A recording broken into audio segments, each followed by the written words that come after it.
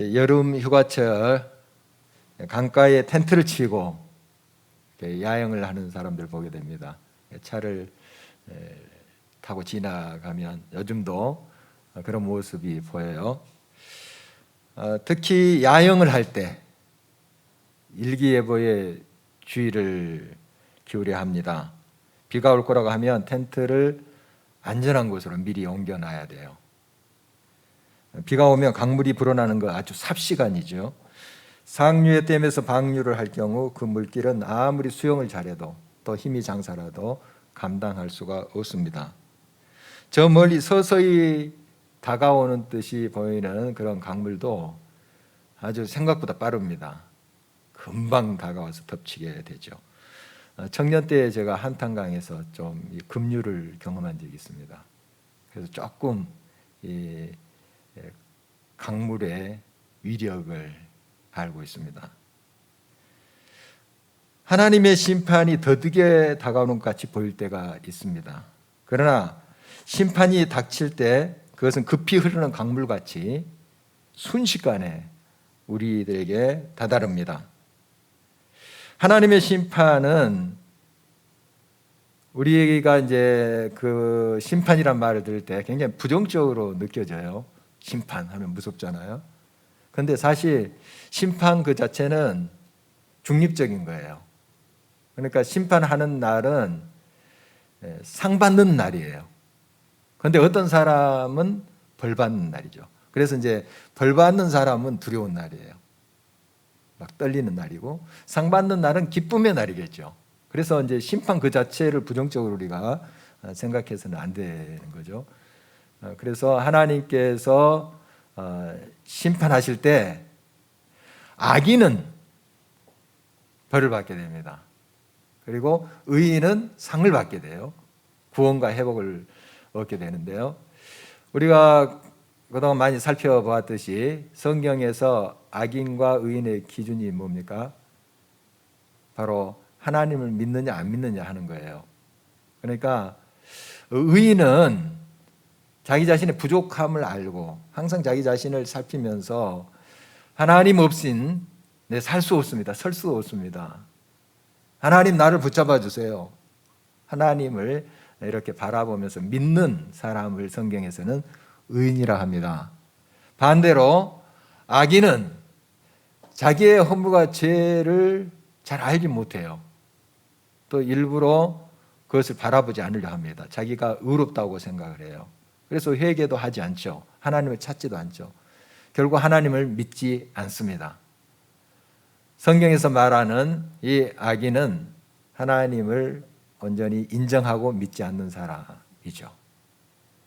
그래서 심판의 날은 반드시 다가오는데 또 호련히 성경에 기록된 대로 도둑같이 우리에게 급히 흐르는 강물같이 임할 거예요.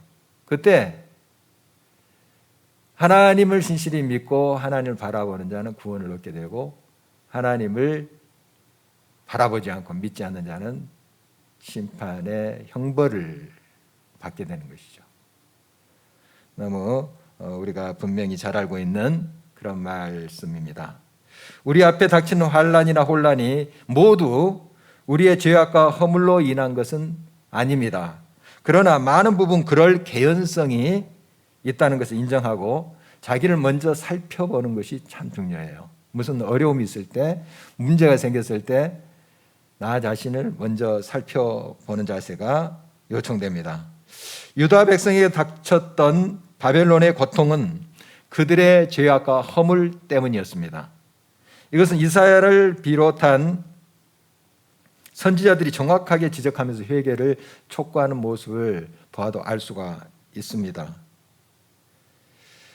하나님의 징계가 임했음에도 불구하고 그들은 겸손히 마음을 비우고 진심으로 통회하지 않았습니다. 그럴수록 그들은 하나님의 구원과 회복으로부터 점점 멀어져 갔던 것이죠.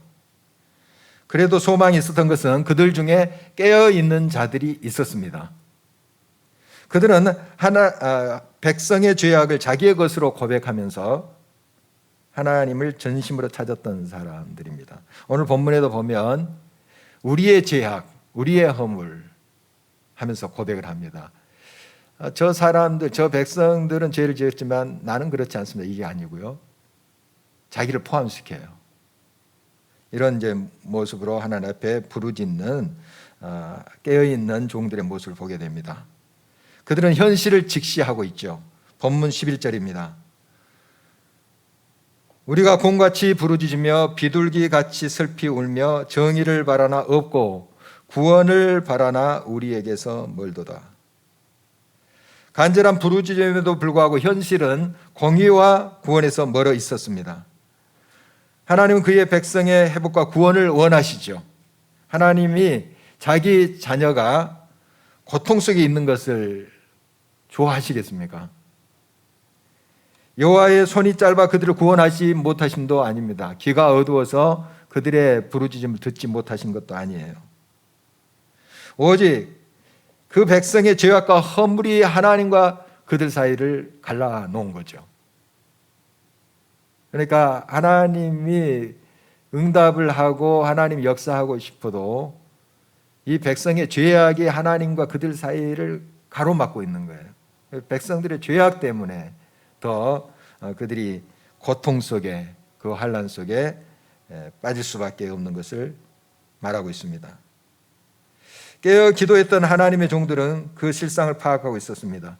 자기 백성의 허물이 주의 앞에 심히 많으며 죄악이 얼마나 중한지 그들은 잘 알고 있었습니다. 그래서 이렇게 고백하고 있죠. 13절 14절을 계속해서 보십니다. 우리가 여호와를 배반하고 속였으며 우리 하나님을 따르는 데에서 돌이켜 포악과 패역을 말하며 거짓말을 마음에 잉태하여 나으니 정의가 뒤로 물리침이 되고 공의가 멀리 섰으며 성실이 거리에 엎드러지고 정직이 나타나지 못하는도다. 심지어 여호와를 배반하고 속이려 했습니다. 그들의 일상이 그래서 포악과 패역을 말하며 거짓말을 마음에 잉태하여 낳는 것, 이건 너무 당연한 것이죠. 사람을 속이고 배반하고 하는 건 좀 이해가 됩니다만 하나님을 속이려고 했던 그들의 모습 보게 됩니다. 결국 하나님을 두려워하는 마음조차 없었다는 것이죠. 만약에 하나님을 두려워하는 마음이 있었으면 그들이 자기들의 허물과 죄를 가슴치며 회개하지 않았겠습니까? 정의는 뒤로 물리침이 되고 공의가 무시되었으며 성실은 폐기 처분되고 정직은 실종되었던 것입니다. 이렇게 골마 썩어가도 그들은 자기의 죄악을 인식하지 못했던 것이죠. 하나님은 그의 백성이 회복되고 참 생명과 평강을 누리기를 바라십니다. 그런데 그 은혜를 누리기 위해서는 자기 죄를 알고 그것을 철저히 뉘우쳐만 되는 것이죠. 사람은 어떻게 변화되는가에서 저자는 우리에게 복음이 말 그대로 참 기쁨의 소식으로 경험되려면 우리 자신이 얼마나 절망적인 죄 속에 빠져 있는가 하는 슬픈 소식을 받아들이고 인정할 때 가능한 것임을 다음과 같이 갈파하고 있습니다. 오직 복음의 슬픈 소식을 받아들일 때에만 우리는 또한 복음의 기쁜 소식이 지니는 의미를 알아차릴 수 있다. 복음의 은혜, 재건, 회복, 용서, 긍휼, 인내, 능력, 치유 그리고 소망은 모두 죄인들을 위한 것이다.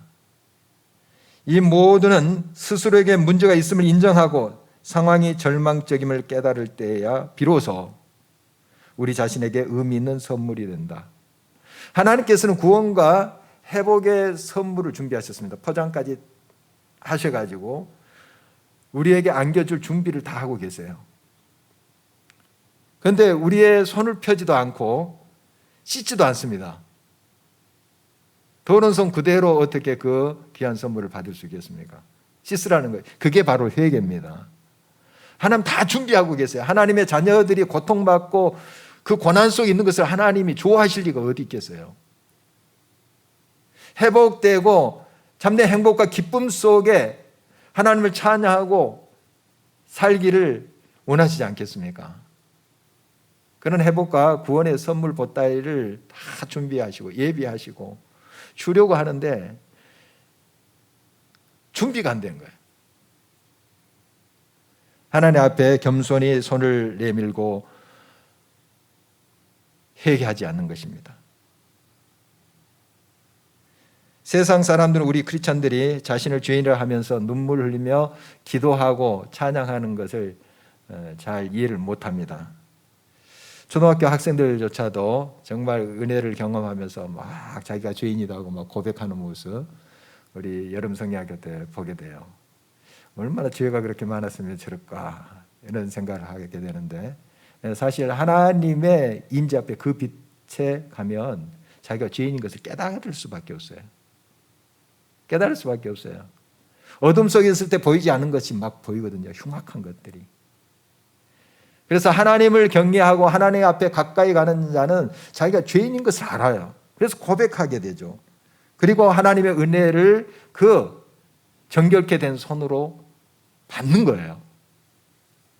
정결한 그 그릇, 그 마음의 삶의 그릇으로 받는 것이지 않겠습니까? 하나님의 용서와 은혜 없이는 그 죄의 짐을 우리가 벗을 수 없는 존재임을 늘 기억하는 것이 중요합니다. 때로는 우리 크리스천조차도 대개 죄를 행동으로 드러나는 것으로 생각할 때가 많습니다. 그러나 보다 근본적이고 심각한 죄는 마음의 생각과 동기에 있죠.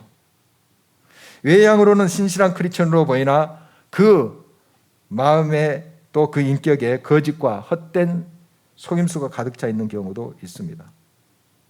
유다 백성들이 그랬죠. 그들의 종교 생활은 그럴듯하게 보였습니다. 금식 기도도 했어요. 안식일 지키면서 예배도 드렸습니다. 그래서 굉장히 신앙적이라고 이렇게 보여지기도 했죠. 그리고 그들 스스로 의롭다고 생각을 했어요. 자기들의 죄를 그러나 인식을 못했죠. 그러니 주의 종들이 그렇게 외치며 회개를 촉구해도 그 말이 귀에 들어올 리가 없었습니다. 그러나 사실 그들은 마음으로부터 썩어 있었습니다. 종교의 형식은 있었으나, 문의는 있었으나 그들은 진정 하나님의 말씀을 청종하지 않았습니다.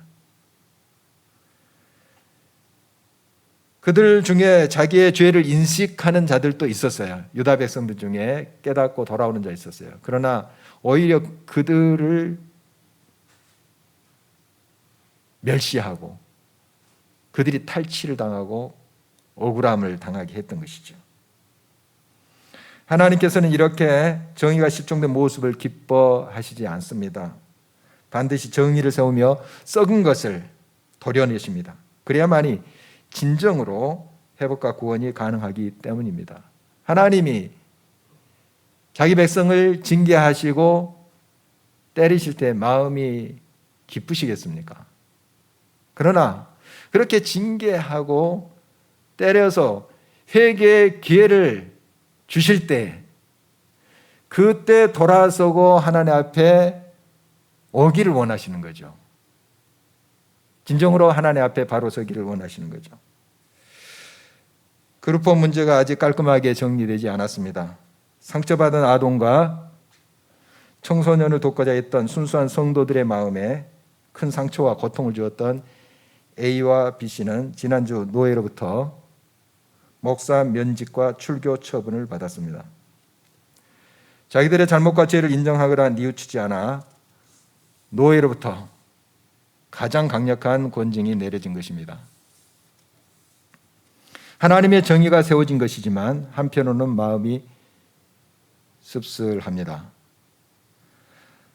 하나님과 사람 앞에 철저히 뉘우치고 돌아서는 것만이 다시 살 수 있고 설 수 있는 길임을 깨달을 때 그래도 소망이 있을 것입니다. 지금 우리는 그룹홈이란 말만 들어도 썩 달갑지 않습니다. 그럼에도 불구하고 이 문제는 반드시 풀고 깔끔하게 정리돼야 할 것입니다. 1년여의 지난한 과정 속에서 시간과 열정으로 앞장서 주신 분들이 있습니다. 불의와 거짓을 그냥 덮지 않고 바로 잡아가는 일이 그리 쉬운 일은 아닙니다. 아픔이며 또 다른 상처를 입는 일이기도 합니다. 그럼에도 불구하고 이 일이 하나님의 정의를 세우는 길이라 믿으며 분투하고 있는 것입니다. 이들의 헌신이 없다면 여기까지 이르지 못했을 것입니다. 비록 마음에 부담이 되고 아픔이 되지만 아직 숙제가 남아 있습니다. 조만간 사회법정에서도 불의와 거짓 그리고 추행을 저지른 이에게 대한 징계가 이루어질 전망입니다. 우리는 해야 할 바를 다하고 그 결과를 하나님께 맡길 뿐입니다. 썩 유쾌한 일은 못 되지만 우리 공동체가 감당해야 될 몫입니다. 사랑하는 성도 여러분, 마음으로 함께하고 위로하며 계속 기도로 동참하시기를 바랍니다. 하나님 반드시 모든 것을 회복하시고 새롭게 하실 것입니다. 하나님의 공의와 정의가 세워지고 그의 영광이 드러날 때 하나님께서는 우리에게 잘했다 칭찬하실 것입니다. 하나님은 어그러지고 거슬리는 것을 그대로 방치하지 않으십니다. 그의 뜻을 배반하며 악을 행하는 자들에 반드시 보응하시는 하나님이십니다. 17절, 18절을 보실까요? 공의를 갑옷으로 삼으시며 구원을 자기의 머리에 써서 투구로 삼으시며 보복을 속옷으로 삼으시며 열심을 입어 겉옷으로 삼으시고 그들의 행위대로 갚으시되 그 원수에게 분노하시며 그 원수에게 보응하시며 섬들에게 보복하실 것이라. 참 무서운 말씀이죠. 막 보복하시겠다, 보응하시겠다. 이게 진정으로 회개하고 돌아온 사람들에게 해당되는 말씀이 아니에요. 이 말씀은 악인들, 하나님과 원수된 자들을 향한 말씀이에요. 하나님의 원수로 사는 것이 얼마나 불행한 일입니까? 하나님의 원수는 자기의 뜻을 하나님 뜻보다 앞세워요. 그리고 하나님의 영광보다 자기의 욕심을 추구합니다. 그런 특징이 있어요. 그는 자기의 이익을 위해서 불의와 거짓을 일삼으며 다른 사람을 도구화시킵니다. 잠시 사람들의 눈을 속일 수는 있습니다. 그러나 하나님께서 불꽃 같은 눈으로 보고 계시며 결국 그 악을 들추어내시고 멸하십니다. 결국 하나님께서 정의의 칼을 빼시어 그의 원수에게 보복하실 것입니다.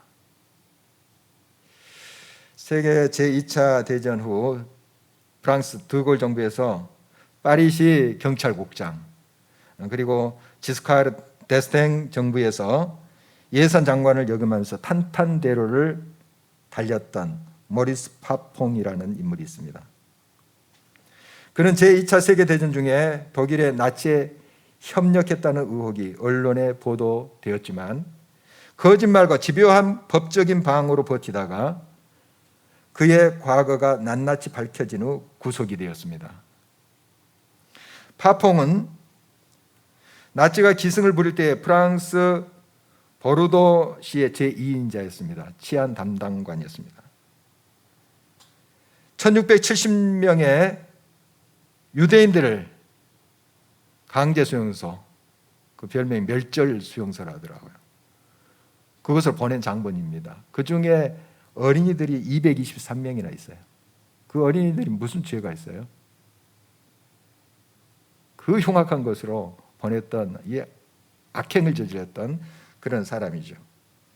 나치가 전쟁에 패할 것이 확실시되자 그는 교활하게 과거를 세탁하기 시작했습니다. 나치 정보를 레스탕스에 흘러주는 식으로 프랑스에 협력하는 모양새를 갖췄습니다. 그의 변신은 성공적으로 보였죠. 전후 두골 정부에 이어서 또 여러 정부에서 그는 일부의 의심에도 불구하고 승승장구하며 높은 관직을 꿰찼습니다. 국가로부터 많은 훈장도 받았습니다. 그러나 그의 악행은 한 역사가가 지방정부 문서 보관소에서 발견한 문건 더미에서 만천하에 드러나게 되었습니다. 그 문건에는 유대인 강제 이송을 명하는 그의 서명이 선명하게 그려져 있었습니다. 파퐁은 이를 비열한 정치 공작이라 반박했고 명백한 명예훼손이라고 주장했습니다. 그리고 공무원으로서 상부 명령을 수행했을 뿐이며 그 멸종 수용소의 존재 자체도 알지 못했다고 아주 새빨간 거짓말을 했지요. 그러나 명명백백한 증거 앞에서 그는 더 이상 버티지 못하고 스위스로 도주했다 하루 만에 체포돼서 송환돼서 투옥이 되었습니다. 10여 년 전에 이제 세상을 떴지만 아주 비참한 말로를 맞았죠. 파풍과 같이 저지른 악행에 그 철퇴가 가해지는 그 생전에 그러한 죄값을 치르는 그러한 경우도 있지만 죽을 때까지 그 악행이 가려져서 아무 일 없었던 것처럼 지나가는 듯이 보이는 것도 있어요. 그러나 생전에 죄가 밝혀진 사람은 그래도 회개할 기회가 주어집니다.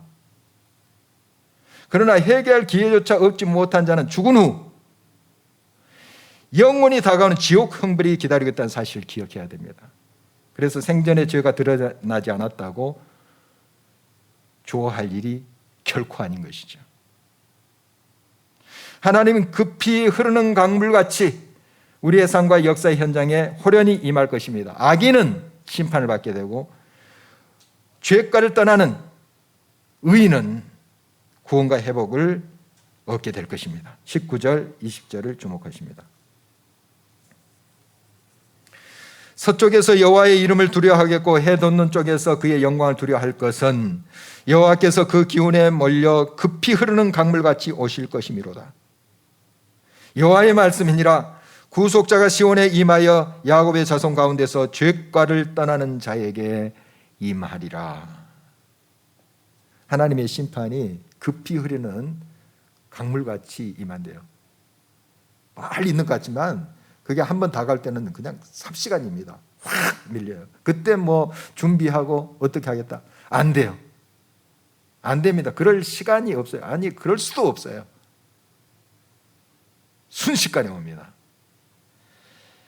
평소에 죄가를 떠난 자, 자기가 얼마나 부족한 존재이고 하나님 없이 내가 살 수 없는 존재임을 기억하면서 겸손히 하나님을 믿고 의지하는 자는 그 갑자기 들어닥치는 그 심판의 날이 상받는 날이에요. 구원의 날이에요. 회복의 날이에요. 그러나 교만하며 자기의 악행을, 자기의 죄악을 하나님 앞에 인정하지 않고 고백하지 않는 자는, 성경에서 말하는 그 악인은 하나님과 원수된 자는 하나님의 징계를 면치 못할 것입니다. 다음 주이면 8.15 해방 76주년이 되죠. 포악과 불의의 세력은 일제의 악행을 징벌하시고 고난과 압제에서 이 민족을 해방시키시는 분은 우리 여호와 하나님이십니다. 그 하나님의 역사에 제일 적극적으로 동참했던 사람들이 우리 믿음의 선배들이에요. 우리 잘 알고 있잖아요. 일제강점기 때 얼마나 우리 크리스찬들이 정말 이 민족을 위해서 자기의 몸을 던졌는지 잘 알고 있죠. 그래서 일제는 이 강점기 때 교회를 무자비하게 짓밟았어요. 50여 개의 교회가 파악에 전소되었습니다. 그리고 8개의 미션 스쿨 폐쇄되었죠. 폐교를 당했습니다. 3.1 운동 때만, 36년 말고 3.1 운동 때만 감옥에 갇힌 크리스찬이 3,373명이에요. 목사가 54명, 전도사가 127명, 장로가 63명이었죠. 이것은 조선 총독부의 기록이기 때문에 실제 수는 더 많이라고 봅니다. 우리 크리스찬들이 얼마나 이 불의에 한 거였고 하나님의 뜻대로 이 나라를 회복시키려고 했는가 하는 건 우리 너무 잘 알고 있습니다. 33인이 서명한 독립선언문에 이런 소망이 들어있죠. 아, 새 하늘과 새 땅이 눈앞에 펼쳐지구나. 힘의 시대는 가고 도의의 시대가 오느나 새 문명의 사관이 인류의 역사 위에 던져지기 시작하구나. 하늘과 땅의 새 기운이 되돌아오는 이 마당에 우리는 아무 주저할 것도 없고 거리낄 것이 없도다. 하나님께 소망을 두었던 우리 신앙의 선배들은 이 땅에서도 그 소망을 결코 버리지 않았습니다. 비록 자신이 희생될지라도 정의와 공의를 실현하기 위한 몸부림을 멈추지 않았죠. 하나님은 결국 불의와 포악의 세력을 징계하시고 하나님의 정의와 구원을 바라는 이 민족을 회복하셨던 것입니다. 악인이 횡행하는데도 하나님께서는 잠잠히 계시는 같이 느껴질 때가 있습니다. 그럼에도 불구하고 하나님은 그 모든 것을 다 보고 계신다는 사실을 여러분 잊지 마십시오. 그리고 결국 거짓과 불의의 또 포악의 세력을 하나님께서 정리하십니다. 자기의 허물과 죄악을 돌아보고 그 죄과에서 떠날 때 하나님의 인자와 긍휼은 결국 회복과 치유의 구원의 은혜로 우리에게 임하게 하신다는 것입니다. 급히 흐르는 강물처럼 그 하나님의 심판의 날, 상 주는 날, 또 어떤 이에게는 벌 준 날은 임하게 될 것입니다. 우리가 하나님의 자녀로서 이 땅을 살 때 늘 우리 자신을 살피면서 겸비하게 우리 자신을 준비하는 자가 되어야 되겠습니다. 하나님 없인, 하나님의 은혜 없이는 내가 살 수도 없고 설 수도 없음을 인정하면서 늘 하나님의 뜻을 좇고 하나님을 의지하고 믿고 행할 때 호련히 들이닥치는 흐르는 강물같이 덮치는 그런 심판의 날에 우리는 두려워하지 않을 것입니다. 하나님의 얼굴을 뵙게 될 것입니다. 이런 믿음으로 이러한 소망을 가지고 우리 함께 주를 영화롭게 하는 자리에 늘 있기를 주의 이름으로 축원합니다.